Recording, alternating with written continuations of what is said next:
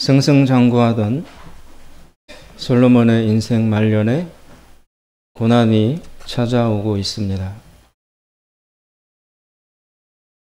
솔로몬에게 숨죽여 있던 주변 인물들이 조금씩 반기를 들기 시작했던 것입니다.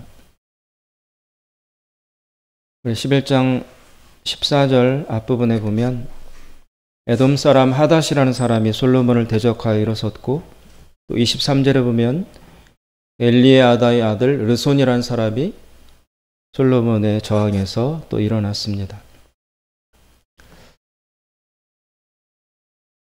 우리 교회의 설교의 본문은 생명의 삶이라는 말씀 묵상지의 본문 진도에 따라 진행되고 있습니다. 그래서 그 생명의 삶이라는 말씀 해설지에 보면 이렇게 해석을 하고 있습니다. 솔로몬의 배교로 인해서 하나님의 징벌이 시작되었다. 하나님은 솔로몬에게 베푸셨던 보호와 평화를 거두신다. 대적의 등장은 솔로몬이 시대의 평화가 강한 군사력 때문이 아니라 하나님의 주권적 보호 때문이었다는 것을 분명히 보여준다. 대적의 괴롭힘은 항상 있는 것이지만 하나님이 보호하시면 문제가 되지 않는다. 그러나 하나님의 보호가 사라지는 순간 괴로움이 시작된다. 하나님의 보호와 평안을 일평생 누리는 비결은 하나님이 명하신 길로만 행하는 것이다.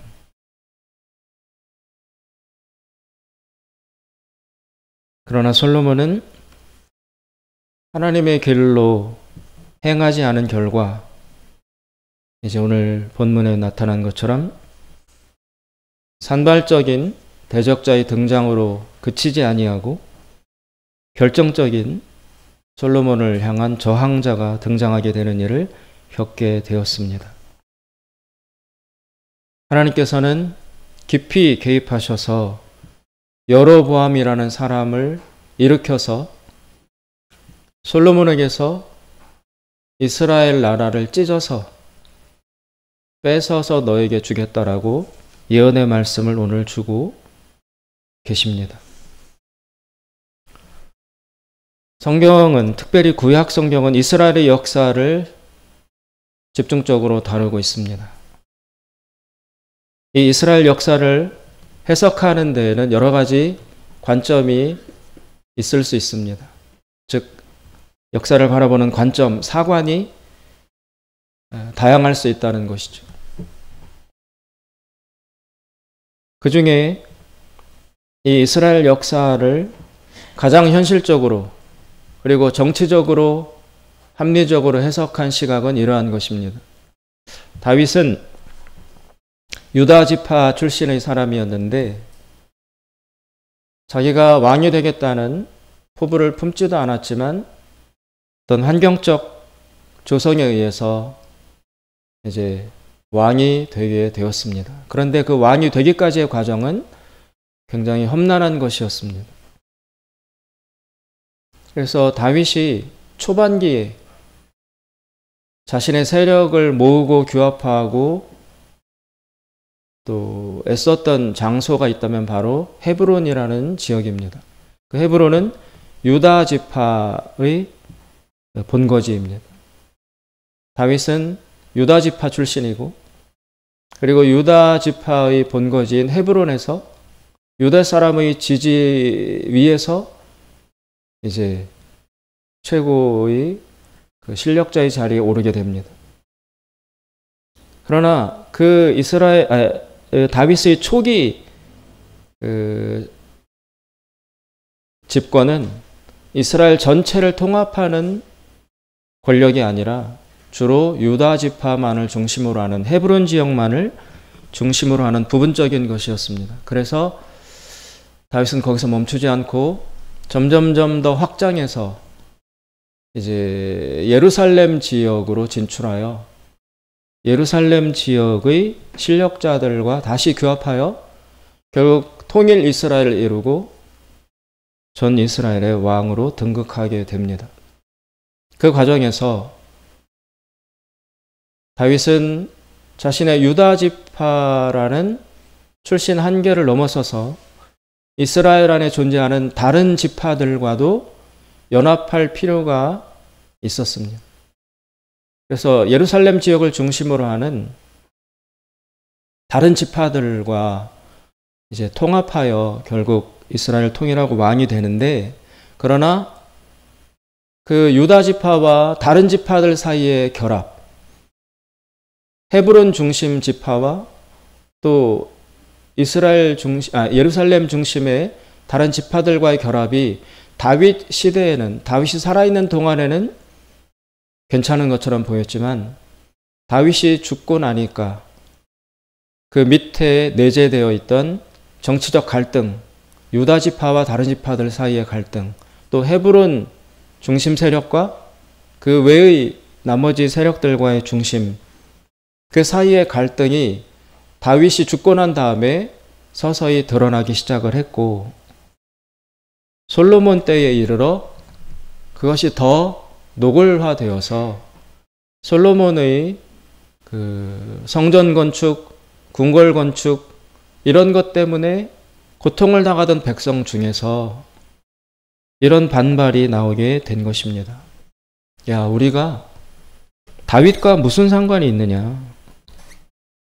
다윗은 유다 지파야. 다윗은 헤브론 사람이야.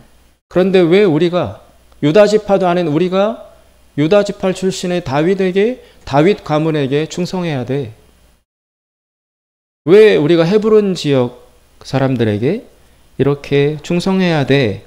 라는 반발이 생겨나서 결국 솔로몬이 사후에, 오늘 여로보암이라는 인물이 등장하잖아요. 이 여로보암은 그 다윗 계열, 유다 지파, 헤브론 세력에 반대하고 저항하는 비헤브론 지역, 비유다 지파, 비다윗 세력들 사이에 이제 구심점으로 여로보암이라는 사람이 등장하게 돼서 솔로몬이 죽고 나자 그 유다 지파 따로 떨어지고 나머지 10지파, 11지파가 연합하여 이제 이스라엘이 분열되는 그런 상황이 발생했다라고 정치적으로는 해석을 합니다. 대단히 합리적이고 대단히 현실적인 해석입니다. 겉으로 보기엔 이렇게 됐지만 사실 그 배후에는 사회적으로, 정치 사회적으로 이러한 원인과 배경이 있었기 때문에 솔로몬 사후에 결국 언젠가는 쪼개질 수밖에 없었던 유다 지파와 다른 지파 사이의 반목, 헤브론 세력과 비헤브론 세력 사이의 정치적 갈등, 그것이 언젠가는 드러나고 쪼개질 수밖에 없었던 것이 솔로몬이 죽고 난 다음에 일어난 거야 라고 현실적으로는 해석하게 됩니다. 그 말이 대단히 합리적이고 맞는 해석입니다. 그렇게 이 이스라엘 역사를 당연히 해석할 수 있죠. 그러나 그 동일한 사건과 역사에 대해서 전혀 다른 해석을 내리는 관점이 있습니다. 그것이 바로 성경의 해석입니다. 성경은 이스라엘 역사를, 다윗과 솔로몬 사후에 나라가 분열된 역사를 그렇게 정치 사회학적인 현실적인 시각으로 보고 있지 않습니다. 성경은 그렇게 된 데에는, 이스라엘이 분열된 데에는 솔로몬이 자기 아버지 다윗과는 다르게 하나님의 말씀과 계명과 율례를 순종하지 아니하고, 특별히 하나님 이외의 다른 우상들에게 전폭적인 경배와 예배를 드림으로써 하나님이 그 우상 숭배를 심판하기 위해서 나라를 쪼갠 것이다라고 성경은 해석합니다. 오늘 우리 그리스도인들은 당연히 우리도 이성을 가지고 있고 지성을 가지고 있습니다.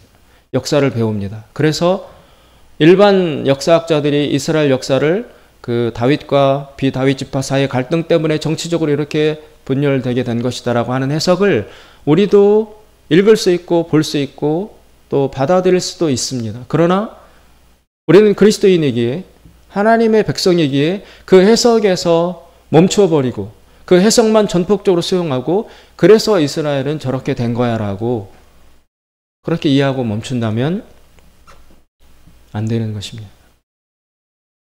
그 해석이 분명히 합리적이고 현실적이고 타당한 해석인 것은 맞지만 그럼에도 불구하고 우리는 그 여러 해석들 중에서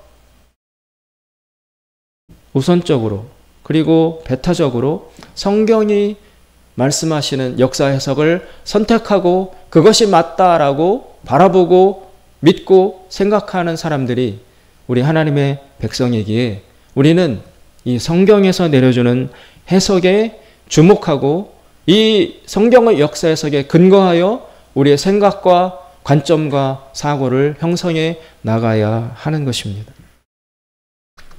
성경은 분명히 솔로몬의 배교로 말미암아 하나님이 징벌하셔서 솔로몬 이후에 이스라엘이 분열된 것이다라고 해석을 내리고 있습니다. 오늘날 기독교 믿음에 있어서 가장 큰 공격, 가장 큰 위기는 동성애나 또 그리스도인들의 타락이나 기계 문명이나 이런 것에 있지 않습니다. 항상 언제나 기독교 신앙의 가장 큰 위협은 성경에 대한 의심과 거부, 재해석 그런 것에서 발생하는 것입니다. 성경이 무너지면 다 무너집니다. 우리의 이성으로 볼 때 성경 안에는 모순도 많아 보이고 말도 안 되는 이야기도 많아 보이고 비도덕적이고 비윤리적인 이야기도 많아 보이고 정말 허무맹랑한 이야기도 많아 보입니다. 우리의 자연 이성을 가지고는 이 성경을 있는 그대로 받아들이기가 쉽지 않습니다. 그래서 머리가 매우 발달한 고도의 지성인들은 성경을 있는 그대로 받아들이는 것은 되게 원시적인 일이다. 성경이 하나님의 말씀이 맞는 것은 맞지만 그 중에 너무 비합리적이고 얼토당토하는 것은 좀 제거하고 합리적으로 읽을 필요가 있다라고 접근하는 경향이 있습니다. 그 자체로 타당한 말처럼 보이지만 그러나 성경의 절대성이 성경의 완전성이 위협받거나 훼손된다면 그 틈을 타고 사탄은 가장 강력하고도 가장 효과적이고 가장 치명적인 공격을 가할 수 있습니다. 우리는 절벽 끝에 서 있다 할지라도 성경을 고수해야 합니다. 성경이 말씀하시는 바가 진리라고 확고부동하게 붙들어야 합니다. 그래야만 우리의 믿음을 지켜나갈 수 있습니다.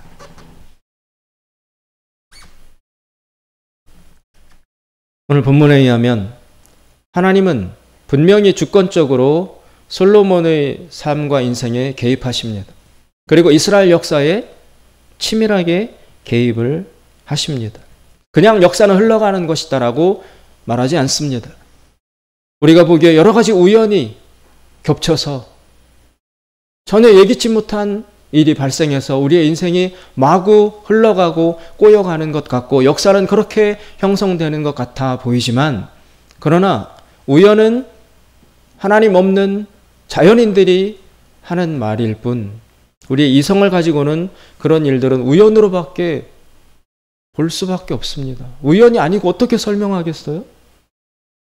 뜻밖의 예기치 않게 일어나는 일들을 우연이다.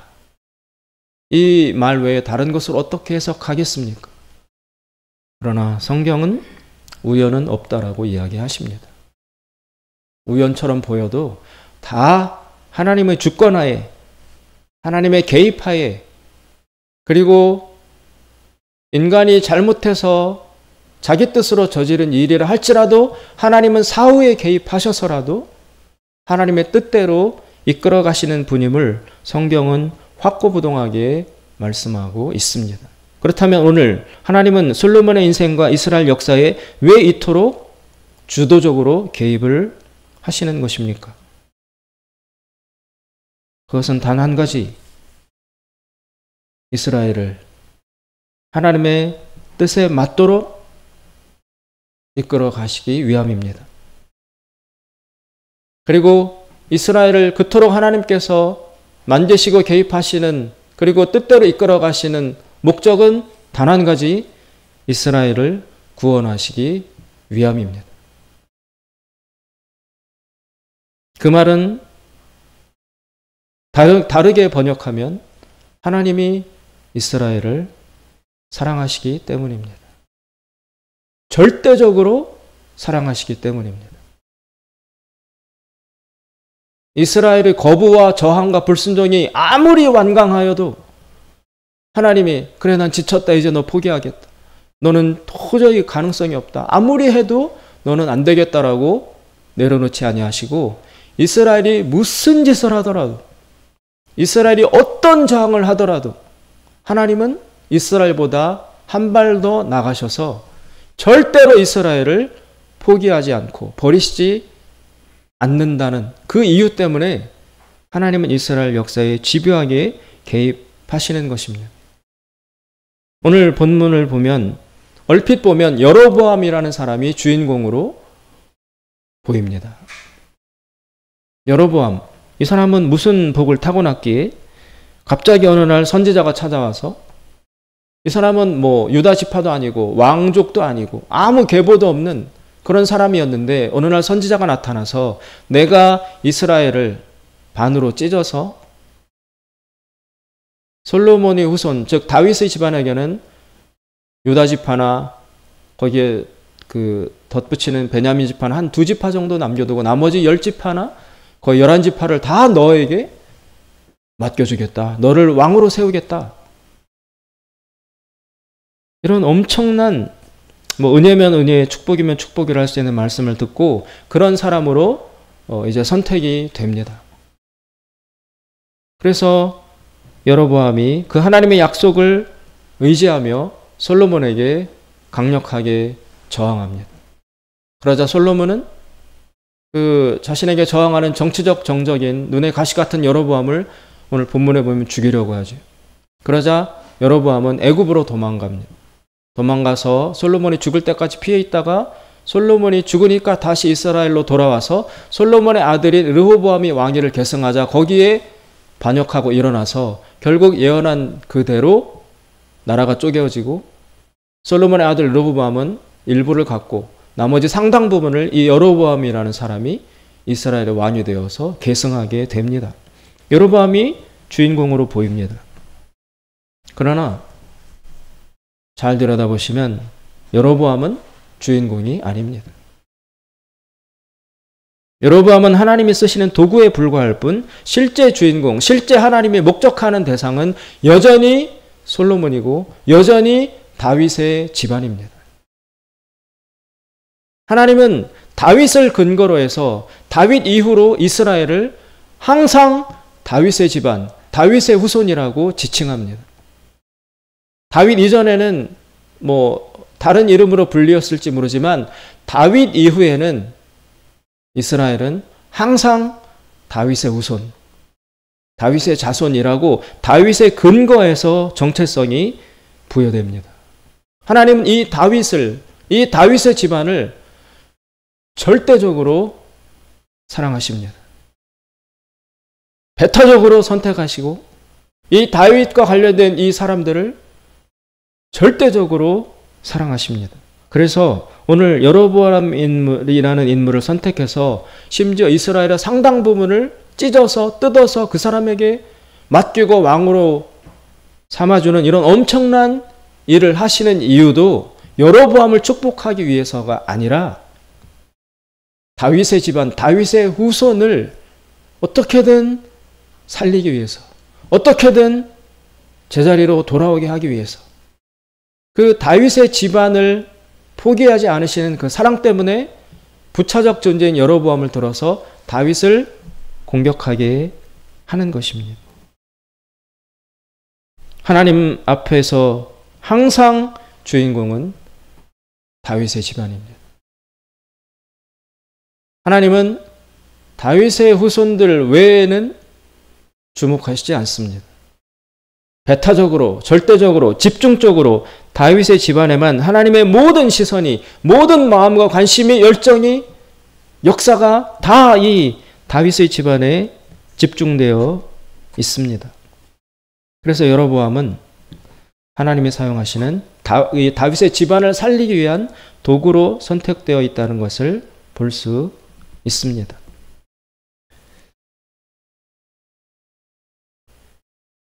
하나님이 여로보암을 선택해서 나라를 주신 까닭은 오늘 본문에 나와 있습니다. 39절에 보시면 내가 이로 말미암아 다윗의 자손을 괴롭게 할 것이나.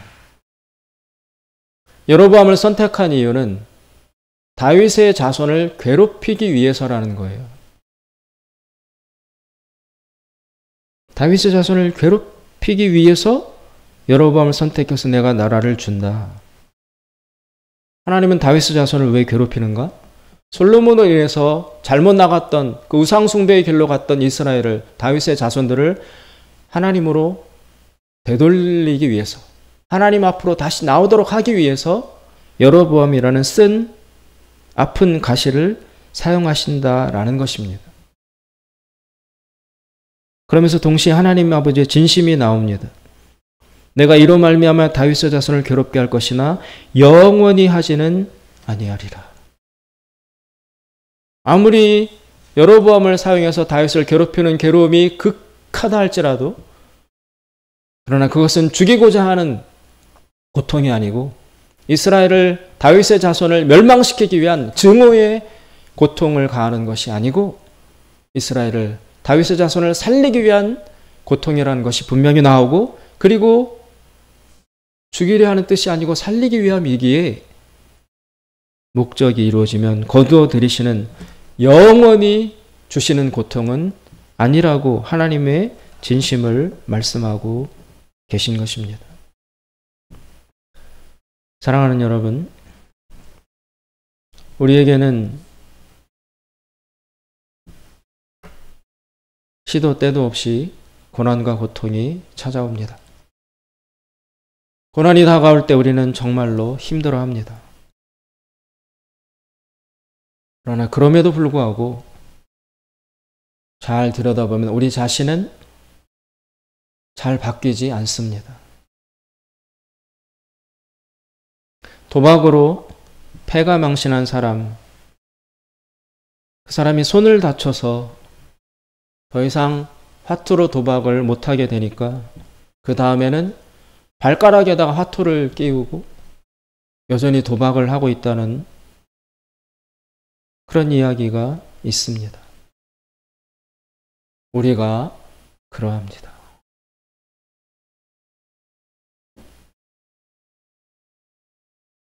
고통이 올 때 우리는 멈춰야 합니다. 그런데 우리는 그것을 견뎌요. 고통이 찾아오면 거기서 멈출 줄 알아야 되는데 우리는 그것을 어떻게든 견뎌내며 잘못된 생활을 계속해 나갑니다. 우리의 죄된 자아는 끈질겨서 좀채로 중단하지 않습니다. 이대로 두면 죄의 종이 되어서 멸망에 이르게 됩니다. 고치려면 하나님이 개입하실 수밖에 없습니다. 그래서 더 큰 고통이 주어지게 되는 것입니다. 물론 이 고통 역시 다르게 해석할 수 있습니다. 물리적으로 너가 잘못하니까, 정석에서 벗어나니까, 그러니까 고통이 찾아온 것이라고 일반적으로 이성적으로 해석할 수 있습니다. 그러나 성경은 그런 해석에 만족치 아니하고 너의 죄된 고집 때문에 하나님이 너를 고치려고, 치유하시려고, 구원하시려고 개입하셔서 이 고통을 주신 것이다라고 성경은 말씀하고 있습니다. 고난과 고통 앞에서 우리는 다시 생각해 볼 필요가 있습니다. 내가 볼 때는 정말 죄 없이 당하는 억울한 일이라고 생각이 간절하게 들 것입니다. 그리고 그것이 진실일 수도 있습니다. 도대체 도무지 나 자신에게서는 이런 고통을 당할 이유를 찾을 수 없어. 너무 부당해. 1도 합리적이고 합당하지 않아. 라고 내 영혼은 절규할 수 있습니다. 모든 고통이 다 죄의 결과라고 할 수는 없지만 우리는 고통 앞에서 이 고통이 궁극적으로 나를 살리시기 위한, 나를 구원하시기 위한 하나님의 선하신 개입으로 인해서 생긴 것이라고 받아들이지 않는다면 우리는 설 땅이 없습니다. 우리는 열고 들어갈 문이 없습니다.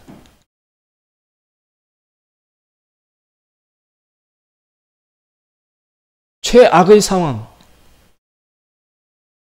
정말 소망이라고는 단 하나도 가질 수 없는 절대적 절망의 상황 앞에 섰을 때, 그때 우리는 스스로 죽음을 선택하지 않냐고 어떻게 견디고 앞으로 나아갈 수 있겠습니까?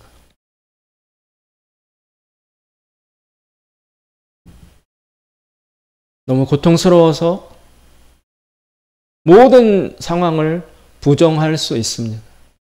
비판하고 원망하고 불평하고 저주하고 괴로워하고 울부짖고 통곡하고 멈추고 다 거부할 수 있습니다. 그러나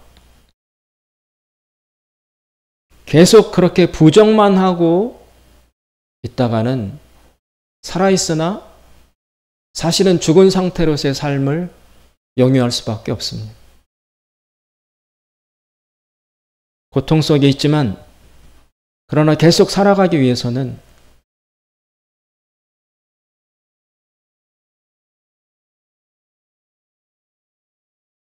지금 나에게 일어난 일 역시 하나님의 선하신 개입에 의해서 일어난 일이라고 받아들여야만 합니다. 그래야만 의미를 부여할 수 있고 바늘구멍 구멍이라도 미래를 향해서 문을 열 수 있습니다. 긍정하지 아니하면, 하나님 안에서 긍정하지 아니하면 하나님이 알고 계시고 하나님이 나를 사랑하고 계시고 그래서 나에게 이 고통을 허락하셨다고, 그리고 하나님에게 뜻과 계획이 있다고 믿지 않는 한, 하나님 안에서 이 상황을 하나님의 사랑에 의해서 일어나는 일이라고 긍정하지 않는 한 우리는 길을 찾을 수 없을 것입니다.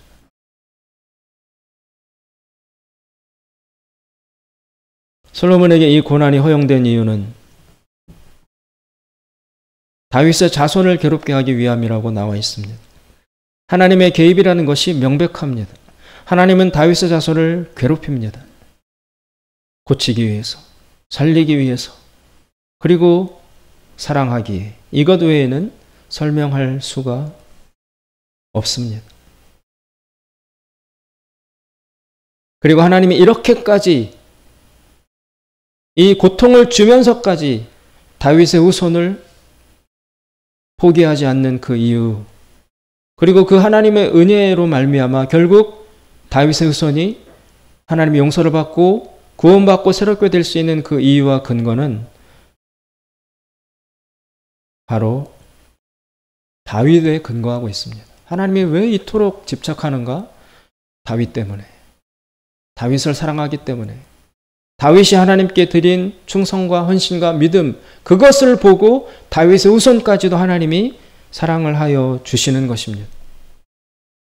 다윗의 후손 이스라엘은 하나님 앞에 그 단독자로 나가서 상대되는 것이 아니라 항상 다윗을 매개로 하여 하나님 앞에 존재합니다. 다윗의 후손이다. 다윗이 한 것처럼 다윗이 이렇게 했기에 그래서 너에게 은혜를 베푼다. 오늘 솔로몬도 너 지금 솔로몬 너가 하는 짓으로 보면 당장 나라를 뜯어서 너를 파멸시켜야 되겠지만 그러나 너희 아버지 다윗이 나의 말을 지키고 나에게 충성했기에 그것을 보고 솔로몬 너가 살아있는 동안에는 멸망시키지 않고 너에게는 은혜를 베풀고 너가 죽고 나는 아들이 왕이 되었을 때 그때 이스라엘을 뜯어내겠다라고 다윗 때문에 솔로몬에게 은혜를 베풀어 주십니다. 이 다윗은 누구입니까? 바로 예수 그리스도를 상징하는 인물입니다. 이스라엘 백성은 하나님 앞에 항상 1대1로 서지 않습니다. 그 중간에 반드시 다윗이 존재합니다. 이스라엘 누구를 할지라도 단독자로 하나님과 만나지 아니하고 항상 하나님은 다윗을 통해서 다윗을 근거로 하여 이스라엘 백성을 만나고 상대하고 판단하고 일하십니다. 다윗 때문에, 다윗이 한 것을 근거로 하여 너가 다윗의 자손이기 때문에 라는 식으로 이스라엘 백성과 하나님 사이에는 반드시 다윗이라는 중간 매개체가 존재합니다. 이것을 통해서 우리에게 보여주시는 것은 우리 모든 하나님의 자녀들은 단독자로 하나님 앞에 서는 것이 아니고 반드시 다윗이 상징하는 예수 그리스도라는 인물을 매개로 하여 그 예수에 근거하여 하나님과 관계를 한다는 것입니다. 그래서 다윗의 후손이 솔로몬이 하나님 앞에 징벌받아야 하지만 그러나 다윗 때문에 내가 너를 용서한다. 다윗 때문에 내가 너를 포기하지 않는다. 다윗 때문에 내가 너에게 은혜를 베푼다라고 하시는 것처럼 우리 모두 바로 예수 때문에 하나님께서 포기하지 아니하시고 긍휼을 베푸시고 용서해 주시고 도와주시고 우리에게 집착하신다라는 것입니다. 우리에게 다가온 고난, 우리의 자연 이성을 가지고는 어떻게 해석할 수가 없습니다. 모두 부정적으로 고통스럽게만 보일 뿐, 우리가 당한 이 일에서 선하고 긍정적인 의미를 찾아낼 길이 없습니다. 오직 하나님과 연결시킬 때만이, 하나님에게 뜻과 계획이 있기 때문에 나에게 빚어진 일이라고 해석해야만, 그리고 그 하나님 안에서 나에게 주어진 이 일은 선한 것이다. 선을 위해서 주어진 것이다. 사랑 때문에 나에게 다가온 일이다라고 해석하지 않는 한 우리는 이 고난을 헤쳐나갈 길을 찾을 수 없습니다. 그리고 하나님은 예수 때문에, 예수에 근거하여 나에게 새 일을 행하실 것입니다. 나에게 괴로움이 닥쳐왔다 할지라도 오늘 하나님께서 여로보암을 일으켜 다윗의 후손을 괴롭히신다라고 하신 것처럼 나에게 다가온 이 괴로움도 결국 이스라엘 사랑하시는 하나님의 사랑 때문에 개입하셔서 주시는 고통과 마찬가지로 나를 살리시기 위해서 하나님이 허락하신 고통이라고 우리는 받아들여야 하는 것입니다. 신약성경 고린도후서 7장 11절 12절에 보면 바울이 고통에 대해서 이렇게 해석하고 있습니다. 고린도후서 7장 11절 10절 하나님의 뜻대로 하는 근심은 후회할 것이 없는 구원에 이르게 하는 회개를 이루는 것이요 세상 근심은 사망을 이루는 것이니라. 보라, 하나님의 뜻대로 하게 된 이 근심이 너희로 얼마나 간절하게 하며 얼마나 변증하게 하며 얼마나 분하게 하며 얼마나 두렵게 하며 얼마나 사모하게 하며 얼마나 열심 있게 하며 얼마나 벌하게 하였는가. 너희가 그 일에 대하여 일체 너희 자신의 깨끗함을 나타내었느니라. 여러분, 나에게 닥친 이 고난이 아니었다면 우리가 이토록 간절하며 이토록 사모하며 이토록 열심히 있으며 이토록 집중하겠습니까? 이 고난이 아니었다면, 이 근심이 아니었다면 나는 예전에 살던 그대로 계속 살아갔을 것입니다. 너무나 고통스럽지만 그러나 찾아온 이 고통과 고통으로 말미암는 괴로움과 근심 때문에 우리가 간절해지고 우리가 분하게 되며 우리가 비로소 두려워할 줄 알게 되며 그리고 비로소 사모하게 되며 그리고 이전에 없었던 열심을 가지고 하나님과 우리 자신에게 집중하게 될 수 있었을 것입니다. 사랑하는 여러분, 하나님은 우리를 사랑하십니다. 절대적으로 사랑하십니다. 그러므로 나에게 다가온 이 고난 역시 하나님의 사랑 안에 분명히 있다는 사실을 우리 믿음으로 받아들이고, 주신 자가 하나님이시라면 거두어 가실 자도 하나님이란 사실을 붙들고 믿음과 인내와 소망으로 다시 무릎을 일으켜서 한 걸음 내어딛고 기도하며 나아가는 주님의 신실한 자녀들 다 될 수 있기를 주님의 이름으로 축원드립니다. 기도하겠습니다. 자비로우신 하나님 아버지, 우리에게 다가온 고난과 고통으로 말미암아 우리는 매우 혼란스럽고 매우 고민이 많으며 근심하며 주님 방황하고 있습니다. 그러나 하나님, 순결하고 죄가 없던 욥에게도 하나님이 고통을 허락하시고, 그리고 그 욥에게 하나님께서 당당히 말할 것이 있었던 것처럼 내 보기에 너무나 부당하고 감당할 수 없는 그런 고통처럼 보이는 이 현실 속이라 할지라도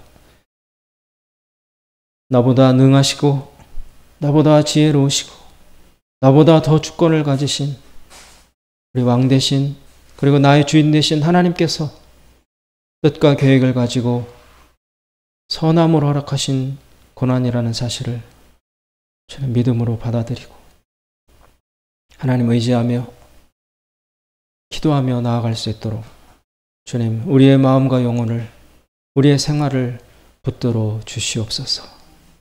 하나님께 감사드리며 예수님의 이름으로 기도드리옵나이다. 아멘.